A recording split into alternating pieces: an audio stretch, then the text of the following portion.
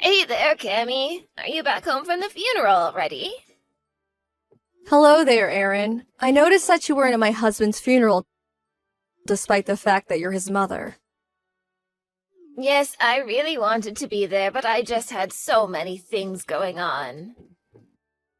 You were too busy to attend your own son's funeral, is what you're telling me. Didn't you want to have your last goodbye with him before he was cremated? Well, I would have liked to, but I feel like there really wouldn't have been a point. I mean, you know that Tom hadn't been talking for some years before he passed away. But it isn't like you two had a fight and decided not to talk to each other ever again or anything like that, right? Actually, I suppose you could say something similar happened between us, actually. Tom borrowed money from me and then just moved out to live on his own. Not to mention that he hardly ever called home. He basically abandoned his family and wasn't a good son during his life. So I didn't really see why I should interrupt my busy schedule just to attend the funeral for a person like that. Well then, why are you even messaging me like this in the first place? Well, now I'm not so busy, so I think I have the time to head over and see where you're keeping him. Oh, I see. Well, if you want to come and pay your respects, I think that'd be really nice, actually. In fact, I think he would really like it if you did. Oh, yes, that's right. I'll be coming over to pay my respects. In fact, I'm going to be paying my respects to him every single day. You're going to visit him every day? Sorry, I'm a little confused. Are we talking about the same things right now? Well, I mean that as of tomorrow, I am going to be living in your house. So get a room ready for me, thanks. Sorry, I still don't understand. You want to live with me? Did you mean to say that you were going to be living near me or something? I don't get what you mean by that. I meant exactly what I said. I'm going to be moving into your house, and you and I are going to be living there together. So you're really going to move here? But who are all you bringing with you? Oh, not many people, just me, my husband, and our daughter. That is to say, your sister-in-law. Hold on just a second. Why are you doing all this? I don't understand. Well, the house that you're living in right now belonged to Tom, didn't it? So, as his closest blood relatives, we should have a right to live in that house too.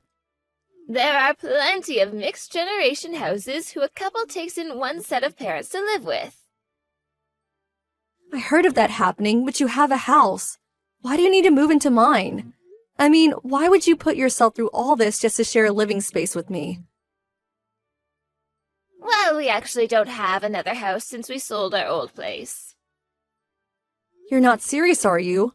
You sold your family home? You do know that it was my grandfather who built that house, don't you? And that explains why it's rotting and falling apart now. It's not fit for a family to live in. There's leaking when it rains, and the foundations of the house are starting to rot, which is making the house start to slant. Normally, a house like that would never even sell on the market, but we had a family friend willing to buy it for a discounted price. The timing couldn't have been better, though. So then you really sold your house when you could have just hired someone to repair it. Repair it? In the state it was in, it would have been cheaper to just buy a new house. We had repair costs for everything wrong with our house quoted at around $200,000. So we just thought that it would be easier to sell it and move into a new place. That is to say, your place. That way it wouldn't cost us anything. I suppose you have a point there. But even so, this is all happening a bit too suddenly for me. Well, I am so sorry about that. We just decided to move in with you the other day, you see.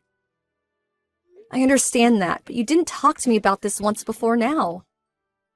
Well, that's because we decided as a family. So anyways, we're going to be arriving tomorrow in the evening, okay? So the least you could do is clean up around the house a little and try to make it look presentable. Can we just slow down for 1 second? I mean, there's a way to change your mind about this at all?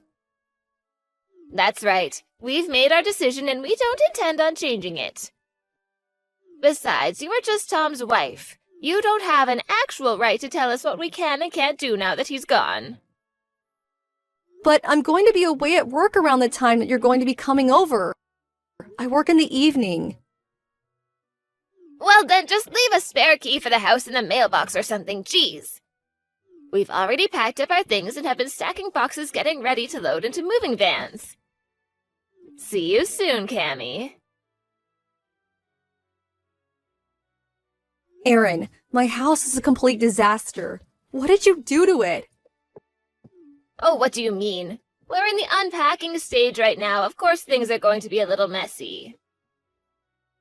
This isn't what I'm talking about. Please do not just move my furniture and rearrange my rooms without asking me first, okay? And why were my clothes thrown all over the hallway? What is the meaning of that? We didn't have any other choice. We needed to make room for the rest of our stuff, and your things were in the way. It's that simple. If they were in the way, then the least you could have done would be to gently move them out of the way and then put them back once you're done. You even moved Tom's urn from over the fireplace. Do you really not see anything wrong with this at all? Oh, please, I just moved it off the ledge where I could have fallen. I'm sure my son's spirit will forgive me for doing so. And where are the three of you right now? Did you all step out even though the house is a total disaster now? Well, we were getting tired of all the moving and rearranging, so we went out to eat. We looked up a really good Chinese spot here in town. I think we might be regular here. It's so tasty. I am so happy you're already setting in well into the neighborhood. So, anyways, while we're all out eating, would you mind tidying up just a little? I mean, the least you could do is make sure that we have a space to sleep tonight when we get back. Excuse me? You want me to clean up this mess by myself? Well, yes. I mean, you're my daughter-in-law, that's your job. It's all thanks to the efforts of my late son that you're even able to live in a house like this. So the least you can do is take care of his family now that he's gone. But I just got home from work and I'm exhausted. Oh, you think you're exhausted? We've been moving things all day. If you're looking for pity from us, you've come to the wrong people. Honestly, you really have no idea just how spoiled you are. All you ever do is complain about every little thing. Can you all please finish your meals and come back? I would like some help moving the furniture back as well. You mean you can't even handle doing that on your own? I wouldn't mind so much about how spoiled you are if you would at least do some work around here. You're still young, so quit complaining. But I'm complaining about what you all did to my house. Don't you get that? And you were talking about needing to make room for all of us, but this place isn't built to house 4 people. I mean, the place only has 3 rooms. You're right about that. 4 people is a little bit cramped. I know. How about you move out, and then there should be room for all of us? You're asking me to move out of my own house? Why do you keep calling it your house? We all know that Tom was the real owner. And as his closest family, that means that what's his is ours. You have no say in any of this at all. And we are well within our rights to throw you out of the house if we so choose. What are you talking about? I'm the owner of the house. Why aren't you out of the house yet? I thought I told you to leave us alone already. My daughter wants her own room and won't quit bugging me about it. All of our problems would be over already if you would just finally leave us in peace. Please, just get out. So you really are going to try and take my own house away from me then? Oh, please don't be so dramatic. It isn't nearly that bad. I already told you that we have the right to evict you since this house used to belong to my son. You don't have any room to argue. And you really want the house so badly that you're willing to do something like this to get it? It isn't about what we want. It's the fact that we have a legal claim to this house since it belonged to Tom. Now, you're going to leave peacefully and let us get on with our lives or else. Okay then, if that's really how you feel about it, I guess I'll leave. I was actually thinking about moving away from here anyways. Oh, really? Well, in that case, get lost and go moving there. We're going to be living in this house from now on, and we don't need you getting in our way all the time. I already said that I was going to leave. I'll be out of your hair before the day is done. Although I should warn you that Tom didn't leave anything behind. There was no inheritance of his to claim. Oh, what are you talking about? Of course he had things. He had things like this house. No, I'm afraid that after all is said and done, when he died with nothing. I seriously have no idea what you're saying. This doesn't make sense. Then listen very closely, because I do not want to have to repeat myself. Tom died owning nothing. Do you get it? Wait a second, where's this coming from all of a sudden? What is this about, huh? Took my money, gambled it all away, and ended up in $200,000 of debt. Hold on a second. Are you telling me when Tom died he was $200,000 in debt? Surely you must mean 20,000 or something like that, right? I know what I typed, and as soon as he died, banks and debt collectors began reaching out to me looking for their money. When I got the first of these types of letters in the mail, I nearly fainted when I found out just how much in the red Tom was. But I don't believe it. I mean, $200,000? That's way too much. Well, believe it or not, it is the facts. I even have the documents to prove all of what I'm telling you is correct. Why would my son do something so stupid like that? I mean, didn't he know anything about how to use money responsibly? Well, that is one thing that we can agree on. Your husband is indeed an idiot. Not only that, he was a lazy, no-good, horrible person who buried himself in debt before dying. And now that he's gone, it's his family that is left to clean up his mess. I see. I had no idea about any of this. But as his wife, you would be the one responsible for all of the debt now. I mean, you said the collectors were trying to get in contact with you, right? Are you sure that I'm responsible for that? You see, the other day, I submitted my own nullification to inherit anything from Tom. So you remove yourself from his will entirely? That's right. So in other words, I'm not carrying any of his dead weight around with me. And while that means that I get nothing from the will, it also means that I don't inherit any of the debt. But then, who is going to end up taking all of that? Well, I believe he did specify the three of you as his heirs as well, right? You can get the house, but it also means that you're going to take on the debt. Well, we want the house, but not all that debt. Can't we just get the house and call it even? I'm afraid that that is not how it works. If you want to inherit the house, you have to inherit the debt. Oh, but we're talking about $200,000 here. That's right. Well, actually, to be accurate, I think it's actually more like $2,100, $6,500. But that's even more than $200,000. Sorry, I was doing a little bit of rounding before. There is no way that we're able to afford something like that. Oh, come on. I'm sure that this is the three of you combine your efforts that you could pay that off in no time. I mean, you are three capable adults. Surely you can handle that, right? Besides, this is something that you can remember your son through. I know you can pay it off if you try. What happened to your old jobs that you all had were working before? We had to quit those so that we could move all the way out here. Besides, it wasn't exactly as if all three of us had what you would call careers anyways. So there's just no way that we're going to be able to pay back an amount like that.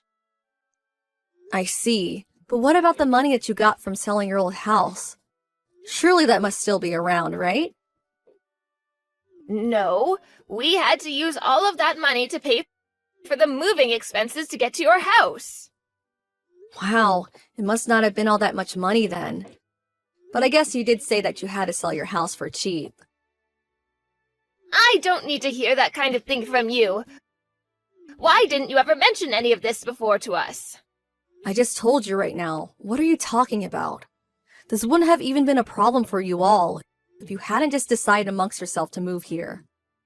When I realized the types of people I was going to be dealing with, I knew it was going to be more simple to just remove myself from the process entirely. The bottom line is that the debt comes with this house and there is no escaping it. The story has to be a little bit more complicated than that. I mean, if we lose this house, where are we going to live? We don't even have enough money to put yourself in a hotel for very long, and another house is totally out of the question. Yeah. Well, you might want to take the camping things out of the garage and find a nice bridge to set up shop under.